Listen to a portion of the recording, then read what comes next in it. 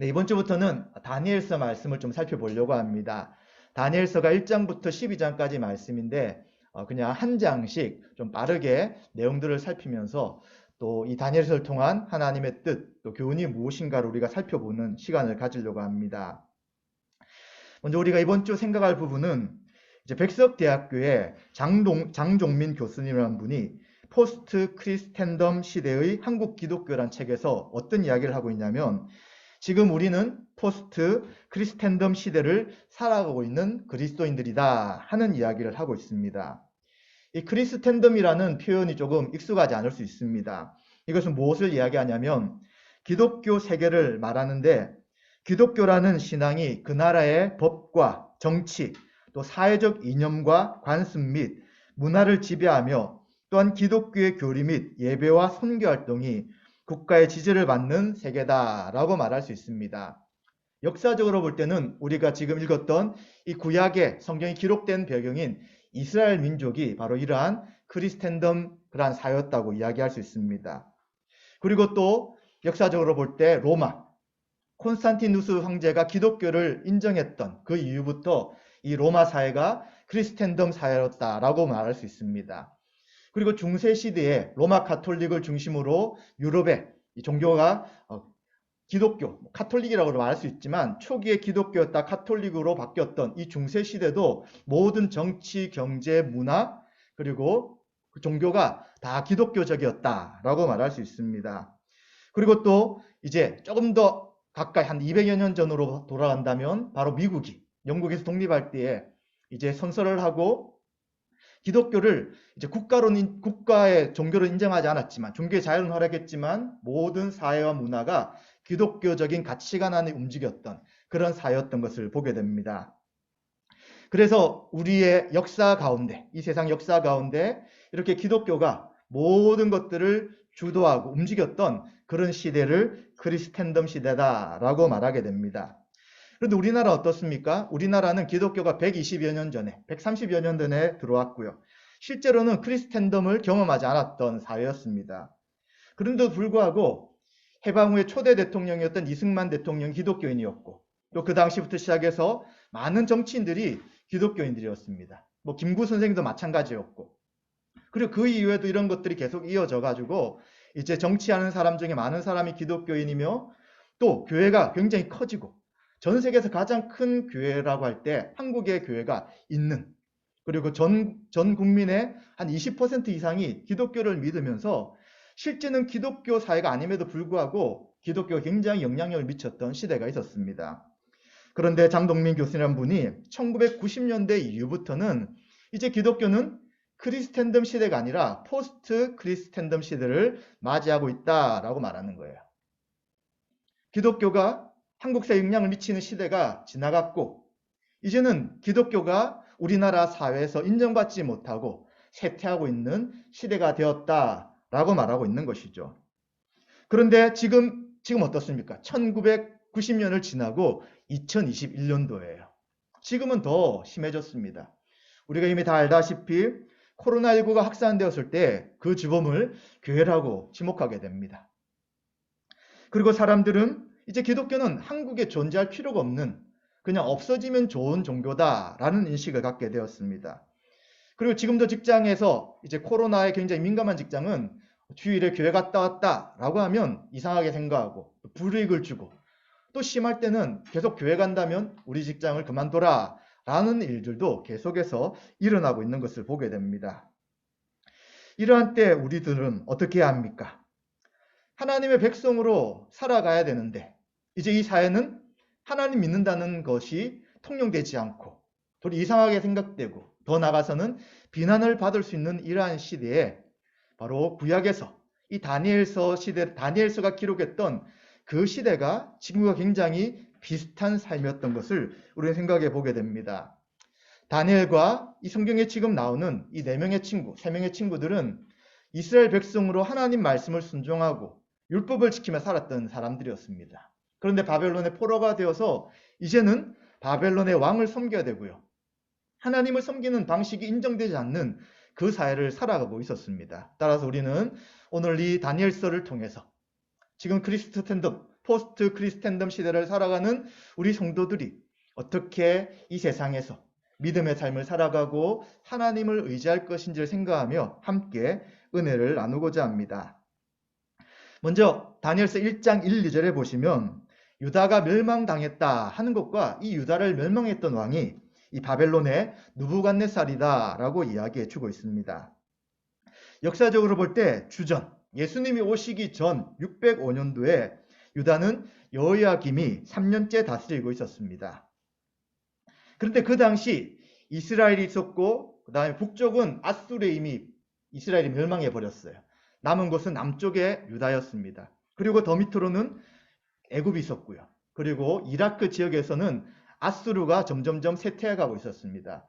이 아수르가 쇠퇴하면서 누가 나타나게 되냐면 느부갓네살이라는 왕이 나타나서 이제 바벨론을 세워가지고 아수르와 애굽을 다 공격하고 점령하려는 그러한 시대적 배경에 있었습니다. 이 바벨론의 느부갓네살 왕은 아수르와 연합한 애굽을 공격하기 위하여 이 갈그미스란 전투에서 갈그미스란 지역에서 전쟁을 벌이게 되고요. 결국은 승리하게 되는 것이죠. 이제 애굽도 물리쳤고 그리고 아수르도 점령했기 때문에 이제 아주 작은 나라 이 유다만 남아 있었고 결국 유다를 공격하여서 605년도에 이제 1차로 그들이 공격당하게 되었습니다. 그래서 지금 다니엘과 이 세 친구에 대한 이야기는 이 바벨론이 1차 침공하여서 1차 때 포로로 잡혀갔던 사람들 가운데 있었던 그 이야기가 진행되고 있는 것입니다.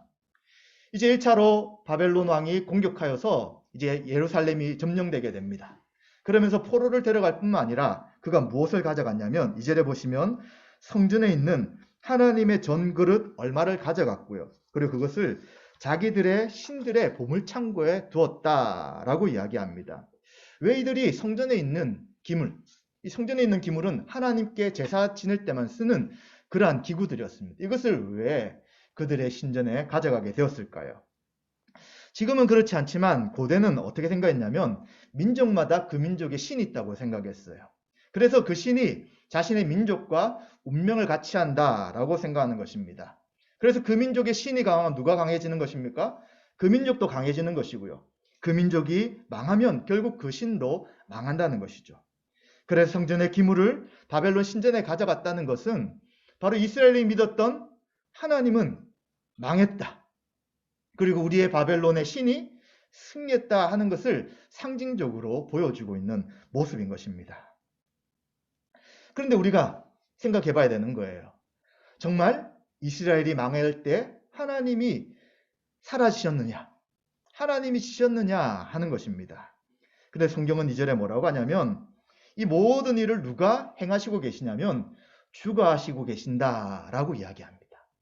바벨론 왕에게 나라가 멸망당하게 하신 것도 하나님이시고 또 그 전에 있던 성전 기물을 바벨론에게 가져가게 하신 분도 바로 하나님이시다라고 이야기하는 것이죠.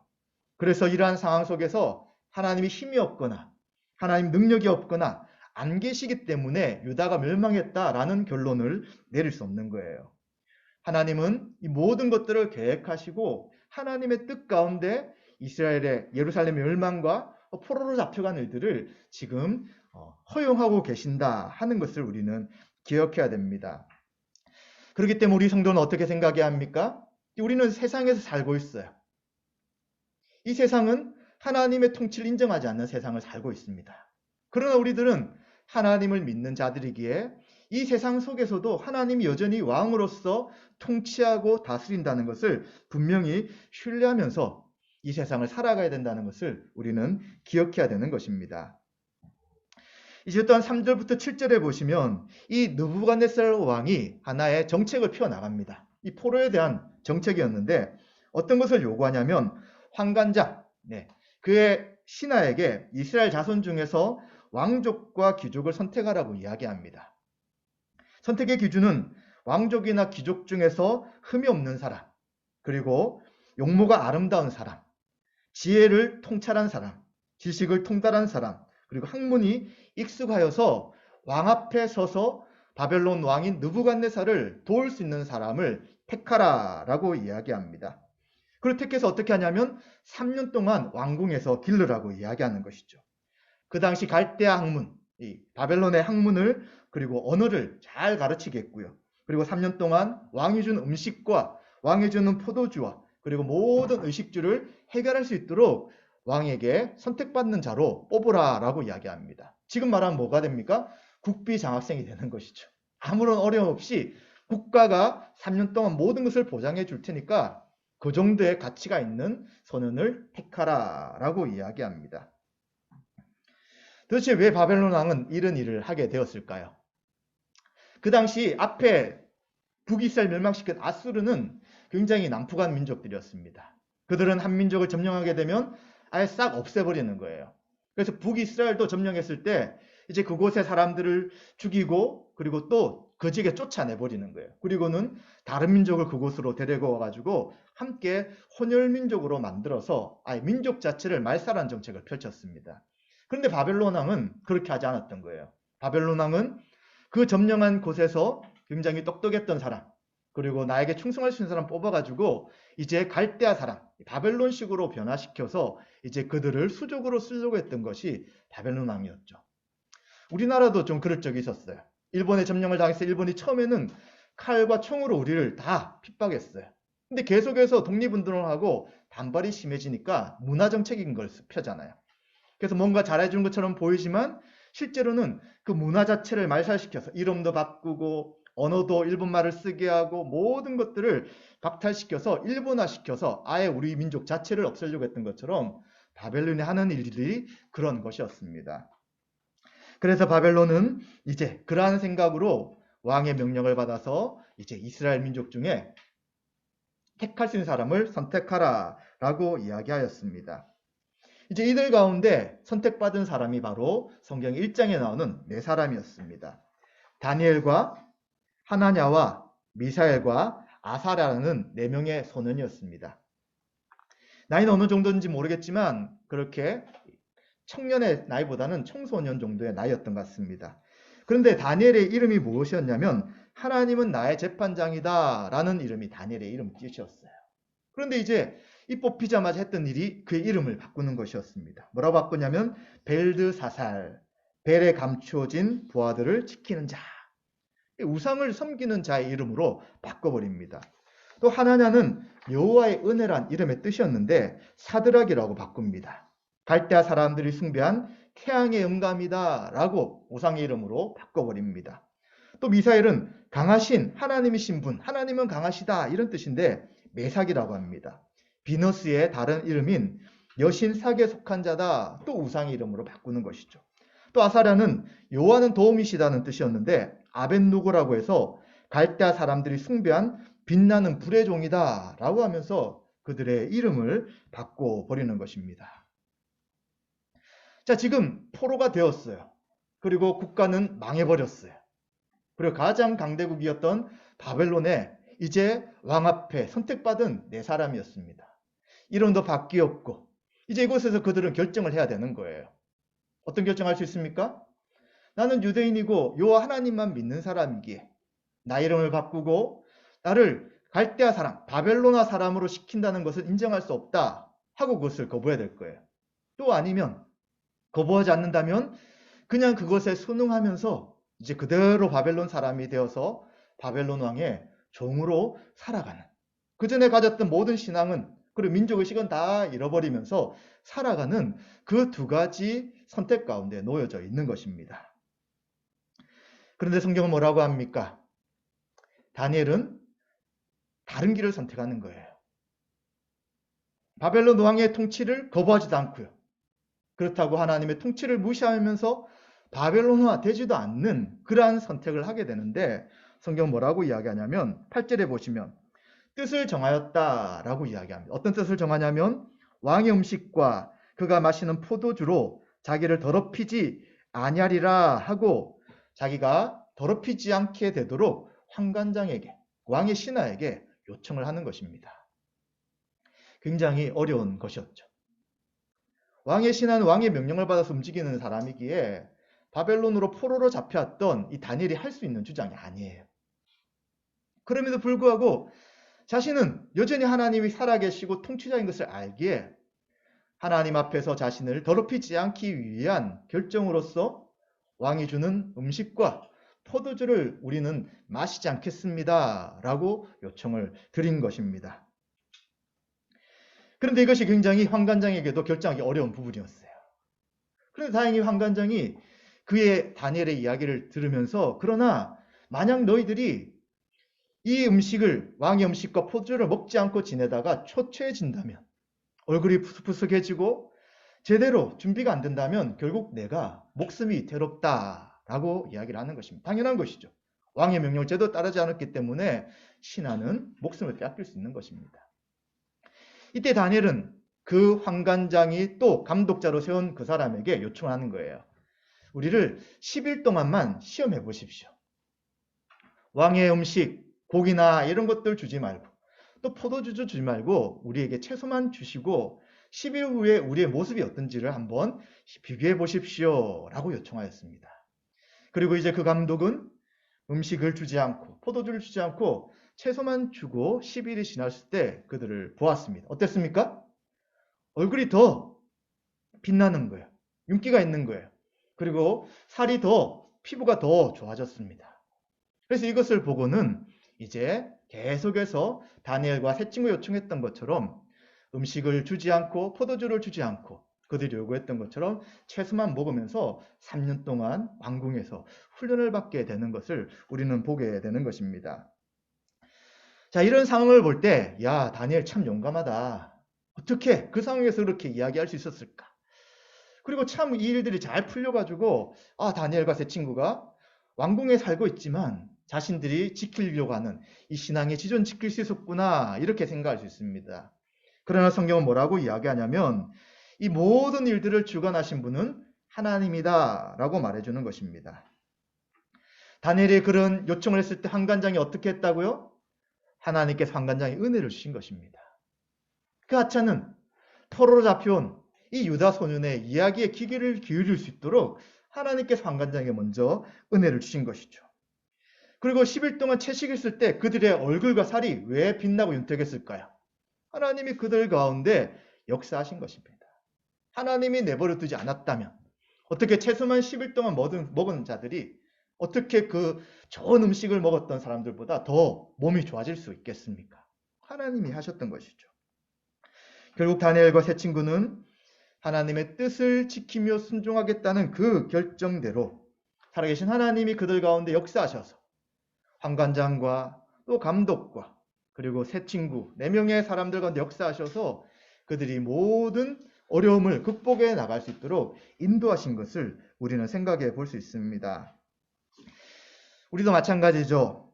오늘날 우리 성도들은 우호적이지 않는 세상 속에 살아가고 있습니다. 이런 세상을 살아갈 때에 우리의 행동이 여러 가지가 있을 수 있는데 전체는 아니지만 좀 3가지로 생각한다면 이런 행동을 우리는 할 수 있다는 거예요. 첫 번째는 세상과 분리된 신앙인으로 살아가는 것입니다. 세상이 점점 신자들을 받아들이지 않는구나, 박해를 하는구나, 싫어하는구나 라고 생각하고 믿는 사람들끼리 모이려고 하는 거죠. 공동체를 형성하려고 하고 우리들끼리만 생각하면서 야, 단절하자 세상은, 이런 생각을 하려는 그리스도인들이 있을 수 있다는 거예요. 그리고 또 어떤 신자들은 세상과 하나된 삶을 살 수도 있습니다. 세상에 성공하는 것이 하나님 뜻이야. 세상에 철저히 동화되어서 그곳에서 높은 지위와 강한 권력을 얻어서 영향력 있는 성도가 되어야지 라고 말하고 생각하는 사람이 있습니다.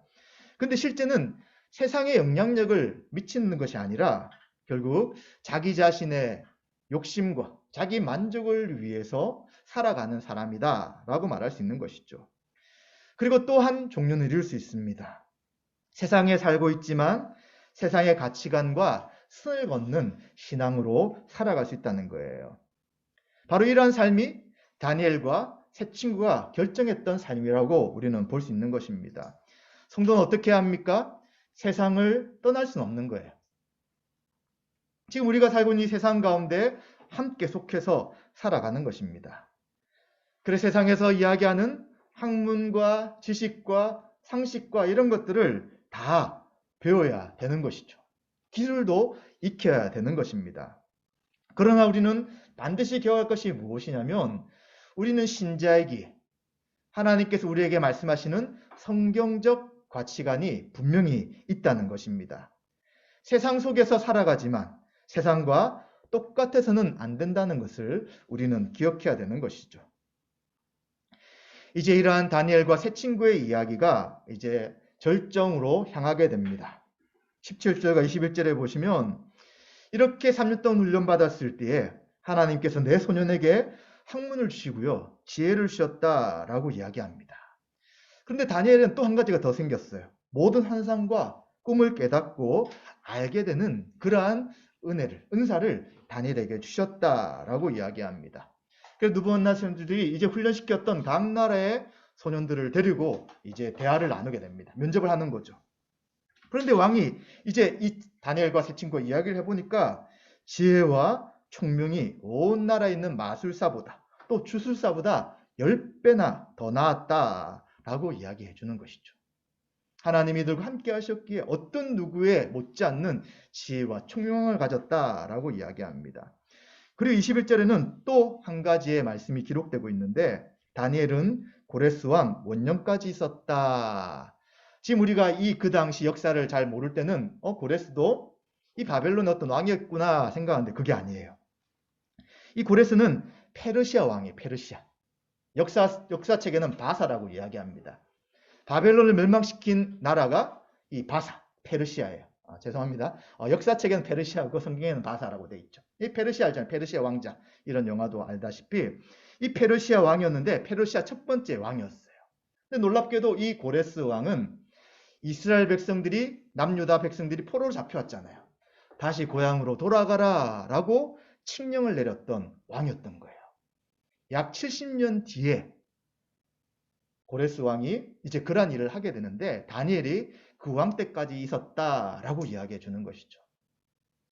그 당시 바벨론은 가장 강력한 왕이었고 느부갓네살은 이제 자신이 승리하였고 하나님 살아계시지 않는다는 생각을 하면서 성전의 기물까지도 자기의 신전에 가져갔어요. 그런데 그 나라도 결국은 멸망당하고 또 페르시아가 다시 세워지게 되었으나 그러나 다니엘은 여전히 그곳에 있으면서 하나님의 사람으로 살고 있었더라라고 이야기를 해주는 것입니다. 우리는 오늘 이 말씀을 통해서 몇 가지를 좀 생각해 봐야겠습니다.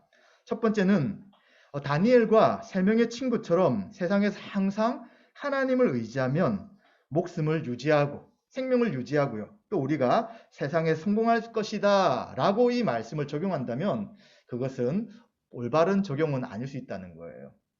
왜 그렇습니까? 다니엘서 1장에 나타난 이 다니엘과 세 친구에 대한 이야기는 이스라엘이 하나님 말씀을 떠났기에 하나님이 심판하시겠다는 그 약속이 성취된 역사적 사건 가운데 있는 거예요. 하나님 힘이 없었거나 하나님이 안 계셔서 이스라엘이 멸망한 것이 아니라 말씀을 떠나고 자기 마음대로 살고자 했기에 이 가나안 땅에서 북쪽과 남쪽에 다 멸망당하는 것이었습니다. 근데 멸망당하지만 하나님은 그루터기를 남은 자를 남겨주신다고 하셨고 그 남은 자 가운데 일부가 바로 바벨론으로 포로로 잡혀갔던 이 사람들이었고요.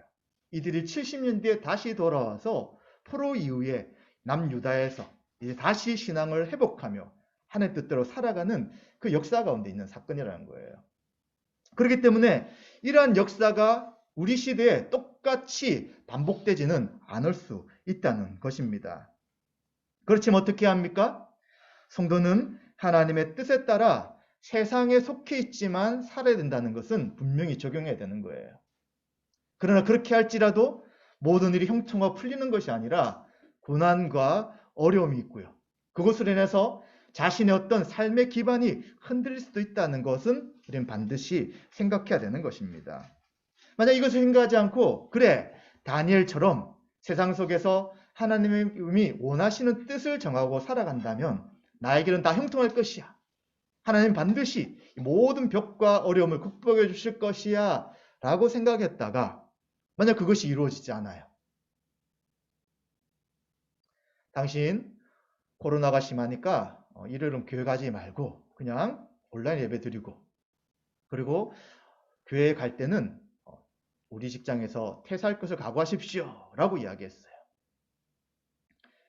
그러면 내가 하나님 앞에 뜻을 정하고 그러나 하나님 앞에 나와 나는 예배를 드리겠다 하고 나왔어요.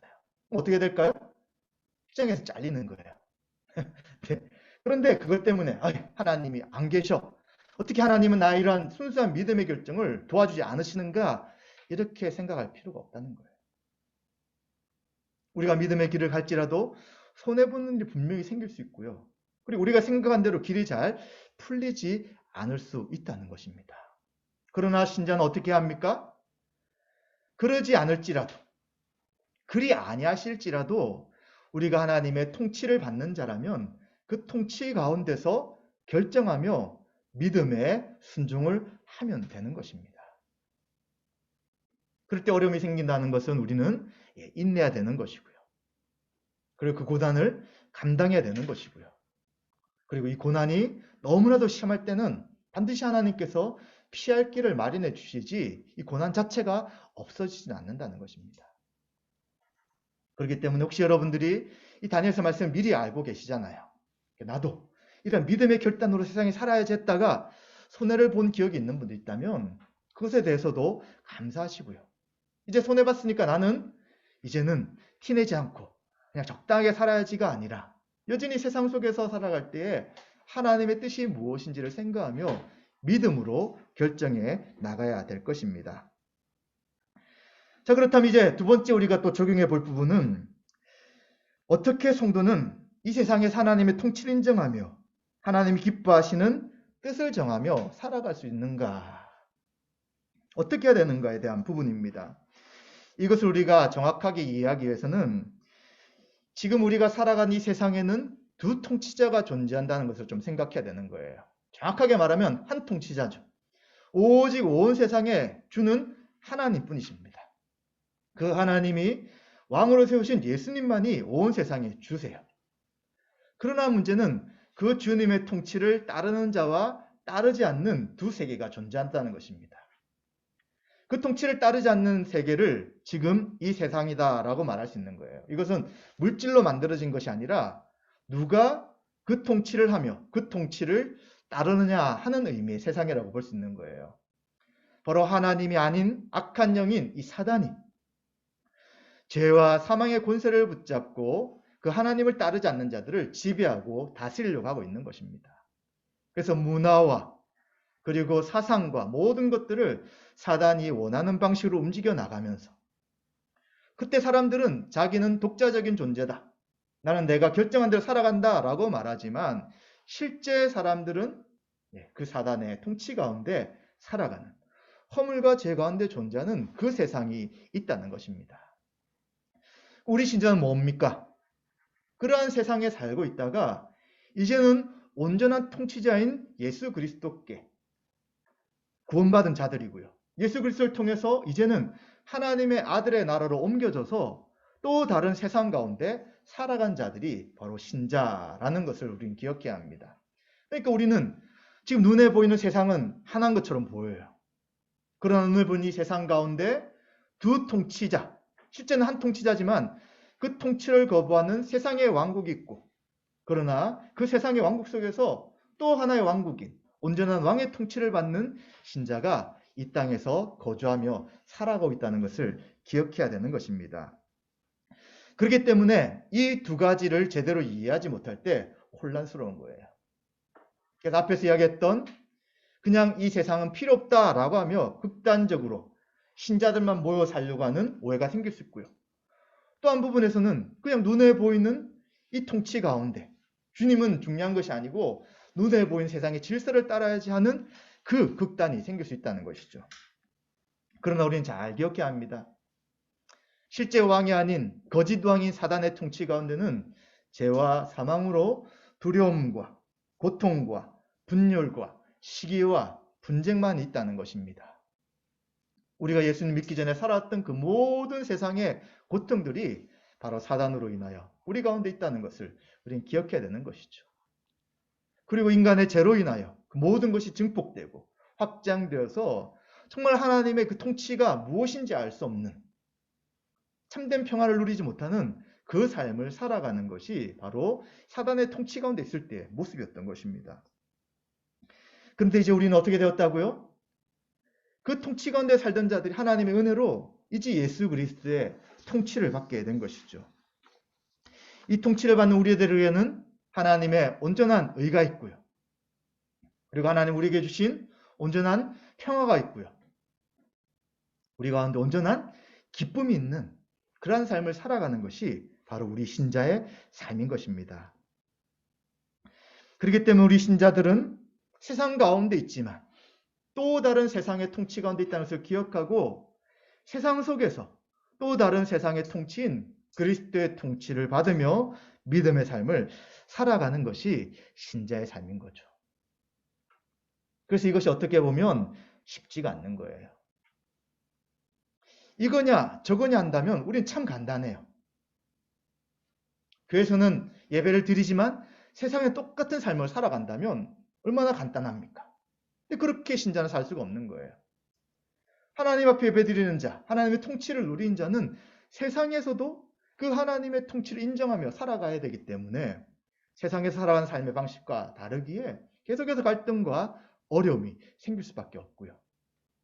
그리고 세상은 하나님의 통치를 거부하기 때문에 나의 통치를 받으라고 우리에게 성경적 가치관 외에 다른 것들을 자꾸자꾸 우리에게 주입하고 제시하고 그리고 따르도록 우리를 여러 가지 유혹으로 이끌어가고 있는 것이 현실인 것을 우리는 기억해야 되는 것이죠.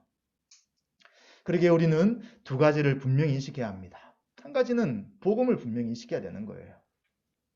복음이 무엇이었습니까? 우린 다 하나님의 진노 가운데 구원받을 수 없는 자들이었다는 거예요. 그런데 그리스도가 죄와 사망의 권세를 깨뜨리신 능력으로 우리들을 주님의 통치 가운데 이끌어 주셨다는 것입니다. 이끌어 주셔서 우리에게 주신 것이 뭐냐면 참 자유예요. 자유. 참 구원이고 생명이고 자유를 우리에게 주신 것입니다. 그래서 우리는 세상에 살 때 늘 생각해야 되는 거예요. 누가 나의 참 주인인가? 누가 나의 참 생명을 주신 분인가? 누가 나의 온전한 통치를 하시는 분인가를 생각한다면 우리의 성도가 비록 이 세상을 살아가고 있지만 이곳 세상의 문화와 물질과 모든 것들을 공유하며 살아가야 되지만 우리의 시선과 생각은 여전히 주님의 통치를 잃지 않고 살아갈 수 있는 것이죠. 한번 여러분이 복음을 알기 전의 모습과 복음을 알기 후의 모습을 비교해 보십시오. 복음의 분명한 확신과 그 능력을 경험한 자들이 어떻게 또다시 복음이 아니었던 삶을 또 나갈 수 있겠습니까? 살아갈 수가 없는 것이죠. 다시 그것을 선택하여 그것대로 우리가 순종하며 살아갈 수 없는 존재인 것을 우리는 분명히 기억해야 되는 것이죠. 그리고 또 우리는 무엇을 기억해야 합니까? 이러한 복음이 무엇인지 알고 이제 우리가 어떠한 존재, 누구의 통치를 받는지를 분명히 안다면 이제 그 삶을 결정할 수 있다는 것입니다. 어떤 삶을 살아가는 거예요? 바로 교회적 삶을 살아가는 것이죠. 세상은 무엇을 계속해서 요구하냐면 너가 주인이다 이야기합니다. 경쟁에서 네가 높은 위치에 서라고 이야기합니다. 너는 독자적인 존재이기에 신을 의지하지 말고 네가 원하는 인생을 살아가라 라고 계속해서 이야기합니다. 근데 실제 누구의 통치를 받게 된다고요? 또 다른 통치자인 사단의 통치를 받는 거예요.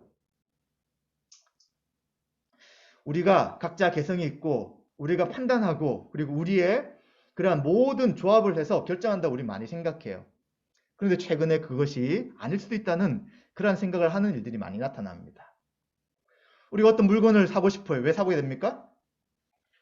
내 속에서 뭔가 좋아서 필요해서가 아니라 외부의 자격을 통해서 될 수 있다는 거예요.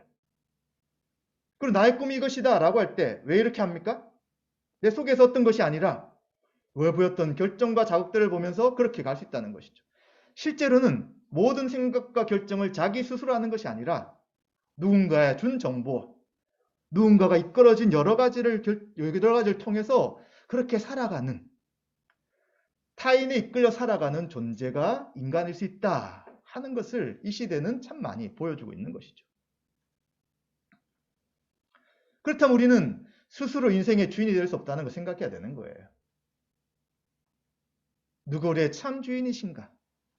누구를 따르며 살아가야 될 것인가 할 때에 우리는 결국 주님을 의지하며 따라가야 되는데 그 주님이 원하신 삶이 교회적 존재라는 것입니다. 개인화되어 개인을 위해서 개인의 삶의 평안을 위해 살아가는 삶은 결국은 생명과 평화가 없는 삶인 것입니다. 그러나 그리스도 안에서 하나가 되어 교회로 살아간다는 것은 무엇입니까? 서로 사랑하는 삶이고요. 서로를 위해 생명을 버리는 삶이고요. 하나님의 사랑을 받은 자로서 그 사랑이 드러나며 증명되는 삶인 것이고요. 그리고 우리의 인생의 모든 주인과 왕은 하나님이신 것을 인정하며 살아가는 삶이 바로 교회적 삶이라고 우리는 이야기할 수 있다는 것입니다. 신자가 사단의 지배를 받고 있는 세상에 살아갈 때에 하나님의 통치를 받으며 교회적 삶을 살아간다면 어떤 삶을 살아가겠습니까? 옆에 있는 사람들을 사람으로 인격적인 존재로 받아들이는 거예요. 그들이 비록 신앙을 가지지 않고 그들의 삶의 모순과 약점이 있을지라도 그들을 같은 사람으로 생각하고요. 또 하나님이 창조하신 피조물로서 그들도 하나님 나라의 백성이 되어야 된다는 그러한 가치관을 가지며 그들을 대하는 것이죠. 참된 교회적 삶을 살아가는 사람들은 믿지 않는 세상에서 믿지 않는 사람들에게 그들의 유익을 위하여 자신의 시간과 물질과 그리고 자신이 알고 있는 지식을 나눌 수 있는 사람이 되는 것입니다.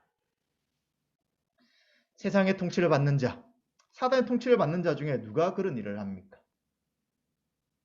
간혹 그런 분들 있죠.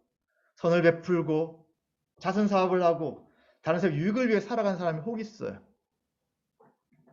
그러나 그의 마음 깊은 것을 본다면 그것도 역시 자기를 위한 것이 될 수 있다는 것입니다. 그러나 신자는 그러지 않잖아요. 나를 위해 목숨을 버리시고 나를 위해 모든 것을 피 흘리신 그 예수님을 위해 우리는 살아가는 자로 교회적 삶을 살아가기에 이젠 세상에 대해서도 그런 관점으로 사람들을 대할 수 있다는 것입니다. 그리고 그가 어떤 영역에서 일들을 할 때 어떤 일을 하겠습니까? 세상 사람들은 다 목적이 뭐냐면 먹고 살기 위한 거예요. 그리고 좀 더 나가서 자기를 개발시키기 위해서 살아가는 것입니다. 그러나 신자는 뭡니까? 하나님 통치하신 이 세상을 하나님 보시기 합당한 세상으로서 잘 가꾸기 위하여 우리에게 주신 은사와 우리에게 주신 재능을 가지고 사회를 봉사하고 섬겨나가는 것이 신자의 삶인 것이죠. 직장 생활을 하고 공부하고 조직에 있으면서의 가치관이 완전히 틀려지게 되는 것입니다. 그렇게 살아갈 때 사람들이 뭐라고 할까요? 정말 저 사람은 다르다. 저 사람 도대체 왜 우리와 똑같은 삶을 살지 않는가라고 이야기하죠. 또 한편으로는 처음에는 불편하겠죠. 똑같이 살아야 되는데 뭔가 자꾸 다른 사람처럼 살아가니까 그것이 보기가 싫을 수도 있지만 그러나 우리가 진실됨으로 계속해서 그 삶을 살아간다면 정말 저 사람 우리와 뭔가 다르구나. 저 사람의 생각과 삶의 가치관은 참 고귀한 것 같아. 라고 생각하게 될 때가 있다는 것이죠.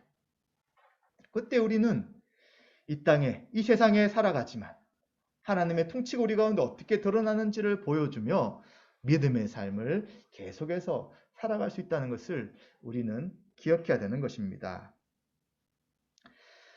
사랑하는 성도 여러분, 우리 이 세상을 살아가지만 주님이 우리의 통치자인 것을 생각하며 또 세상 속에서 또 다른 세상의 삶을 살아가는 존재인 것을 기억해야 됩니다. 그러기에 신자로서 말씀을 의지하여 모든 것들을 판단하고 결정할 수 있는 복음과 교적 삶이 우리에게 있을 때에 우리는 세상을 피하거나 또 세상을 속해서 세상과 똑같이 되는 것이 아니라 주님이 원하시는 삶으로 이 세상 속에 살며 하나님의 뜻을 드러낼 수 있다는 것을 기억해야 되는 것입니다. 그러기 위하여 우리는 교회에서 무엇을 합니까? 계속해서 말씀을 배워야 되는 거예요. 복음이 도대체 무엇인가? 도대체 왜 교회에서는 이 복음의 진리라고 이야기하는가? 그동안 내가 살아왔고 배웠던 이 모든 세상에서의 이야기와 복음이 무엇이 다른지를 우리가 분명히 인식해야 되는 거예요. 그리고 복음이 능력이고 생명이고 복음만이 이 세상과 내가 살아가는 유일한 가치관인 것을 안다면 우리는 계속해서 복음을 붙잡고 복음을 의지하며 살아가고 계속 배워나가야 될 것입니다. 그리고 이 복음이라는 것은 실제 삶과 연결되는 거예요. 그 안에서 복음적 삶, 교회적 삶을 실제로 살아가지 못한다면 이것은 사회에서 어림도 없는 거예요. 우리가 다 경험했잖아요. 세상은 그렇게 우리가 생각한 처럼 녹록하지가 않습니다. 우리 한 사람의 삶을 살아가는 거 복음은 그 세상이에요. 근데 거기에다가 또 어떻게 복음적 삶인 다른 사람 위해 살아갈 수 있습니까? 정말 불가능한 거예요. 어려워요. 그러기에 우리는 좀 더 쉬운 곳, 좀 더 하나님의 온전한 통치가 있는 교회에서 복음으로 살아가는 교회적 삶을 살아갈 때 그것이 계속해서 훈련되어 나간다면 우리는 세상에서 여전히 다니엘과 새 친구 했던 그 어려운 결정, 그리고 그 어려운 결정 가운데 하나님 기뻐하신 것이 무엇인지를 선택할 수 있는 그 담대함이 분명히 우리 가운데 주어질 것입니다. 그러기에 우리의 교회적 삶은 하루하루 한 주 한 주의 삶이 계속해서 모이고 연속되고 그리고 그것이 우리의 삶과 생각을 지배하여서 이제 우리는 주일에 함께 예배드리고 교회적 삶을 살아가고 또 세상에 속해서 또 세상과 타협하지 않으면서 또 하나님의 통치를 의지하며 살아가는 그런 믿음의 삶을 살아가게 될 때 정말 불신사회, 기독교와 교회와 성도가 별로 필요하지 않는 것처럼 보이고 그리고 정말 믿는 사람은 사라졌으면 좋겠다라고 생각하는 세상 속에서도 영향력을 바라고 하나님이 살아계시며 하나님의 통치가 분명히 우리 가운데 이루어지고 있다는 것들을 보여주는 삶을 살아갈 수 있게 될 것입니다. 말씀 마무리하겠습니다. 바벨론의 포로로 잡혀와서 바벨론 왕을 섬겼던 그리고 섬기도 훈련받은 4명의 유대인 소년들은 신앙의 적대적인 세상 속에서 그들이 참된 신앙의 원리를 견고히 붙잡으며 정체성을 온전히 지키며 살아가도록 하나님이 모든 것을 공급해 주셨습니다. 우리도 마찬가지입니다. 기독교에 대해 성도에 대해 냉담해지는 시대고요. 또 비난받는 시대를 살아가고 있습니다. 이럴 때 우리는 세상을 피하면서 등지는 삶도 안 되는 거예요. 또는 세상에 섞여서 전혀 구별되지 않는 이름뿐인 성도로 살아서도 안 되는 것입니다. 우린 복음의 진리를 분명히 믿고 온 세상을 구원하기 오신 구원자이신 예수님의 통치를 인정하며 살아가야 합니다. 또한 예수님의 통치를 받는 자들이 서로 사랑하며 살아가는 교회적 삶을 지속적으로 살아내야 하는 것입니다. 이러한 삶이 두 세상을 살아가는 신자가 추구하며 훈련해야 할 삶의 방식인 것입니다. 이러한 삶을 우리가 살아갈 때 분명히 고난과 어려움이 있을 것입니다. 그러나 믿음으로 이 세상을 이기게 될 것이고요.